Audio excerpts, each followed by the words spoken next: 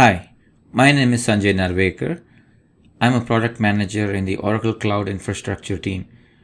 I'll be showing you a demo of creating an Oracle Autonomous Data Warehouse in Oracle Cloud Infrastructure.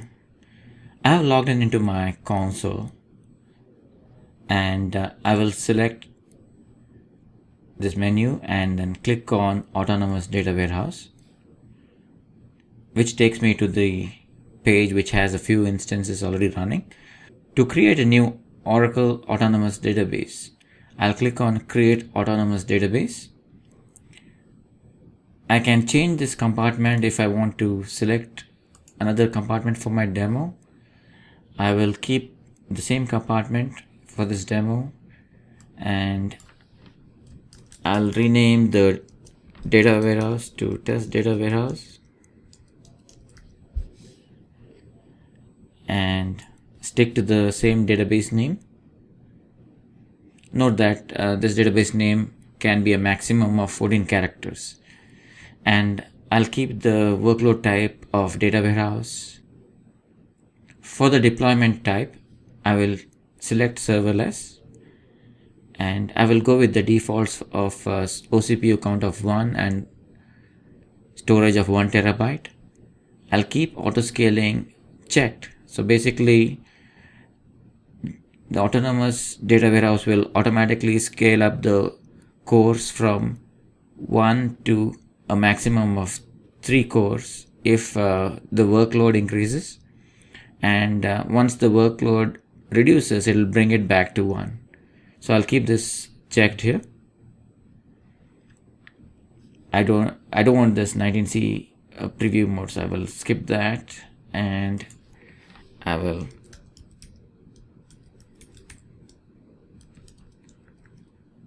provide a password. This is the password for the admin user. I will select a license type of BYOL. I want to quickly show you the advanced options that are available. Basically, this is needed if you want to tag your database. I will not do any tagging at this point. I'll click on Create Autonomous Database and I don't want to save the password here. So this process should take a few minutes to complete, and once the provisioning process completes, you'll see that this color changes to green and the state will say available. So right now it's showing provisioning and becomes available. Let me pause this demo and I will come back once this database has been provisioned. Welcome back. The autonomous data warehouse provisioning process has completed and the database is now available. So once the data warehouse is provisioned, you can look at some of the details that you provided during the provisioning process. You can see that auto scaling is enabled. The database was provisioned with the database 18C, and since the database was just provisioned, you won't see any active backups for this database. And over here you can see the metrics information, and this kind of becomes very useful as you start using this database. You'll see the CPU utilization, storage utilization, the sessions information, running statements, queued statements, etc. To find information needed to connect to this test data warehouse, click on the DB connection button here, and from here you can download the client credentials or the wallet that you can use for establishing connectivity from your computer to the autonomous data warehouse. And here are the TNS names that you can use for the connections. You can go with high, medium or low. Click on close, and clicking on Performance Hub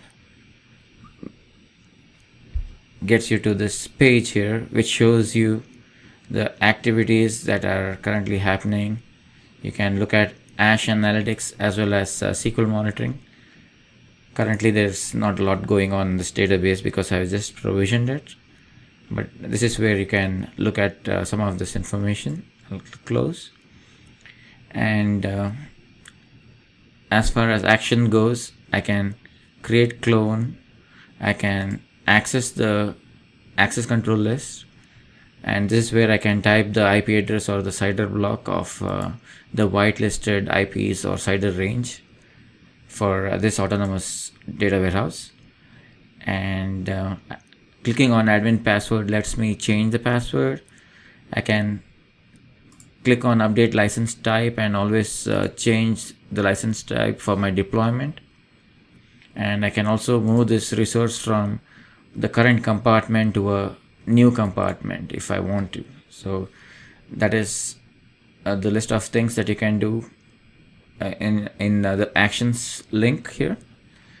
And I can also stop the autonomous data warehouse by clicking on stop. Clicking on scale up down gets me to this pop-up window. This is where I can scale up the CPUs and also scale up the storage if I want to. And if I want to turn off auto scaling, I can always do that by unchecking this radio box here and clicking on update, but I will not do that for now. So that's scale up, scale down process. And then clicking on service console will take me to the service console for this particular autonomous data warehouse. This is where I can see the storage utilization, CPU utilization, the running SQL statements, the number of OCPUs allocated, etc. There's not much going on in this database right now, so you don't see any data to display. Clicking on activity brings me to this page where I can monitor database activity, the running statements, the CPU utilization, queued statements, etc. And clicking on monitor SQL allows me to monitor the SQL statements and look at the plan information and stuff. Clicking on administration gives me this page where I can download the client credentials again. And if I want to, I can set resource management rules for the high, medium, and low. I can set the query time and also the amount of IO, and change the CPU IO shares as well if I want to. And this is another place where I can set the administrator password, and this is where I can manage the machine learning users. Currently there is just one user, which is the admin user, but if I want to add additional ones, I can click on create and add new users. I won't do that here. And the last tab I want to show you here is the development tab. I'll click on this. This is where I can access Oracle Apex. As you know, Oracle Apex is now included with the autonomous data warehouse and autonomous transaction processing, but this is where you would go to launch autonomous data warehouse Apex functionality, and it'll ask me for my admin password. I won't get into this because this can be quite a long demo if I get into Apex, so I'll skip that. I'll also show you SQL Developer Web. So this is the web-based access for running queries against the autonomous database that I just provisioned.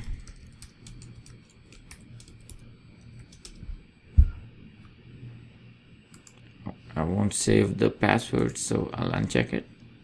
So this is what it looks like. It looks a lot like the SQL Developer desktop version, but this is more of a web-based version of SQL Developer. Again, I won't run any queries here. And this is where you can access your machine learning notebooks. And to do this, you'll need the user ID and password.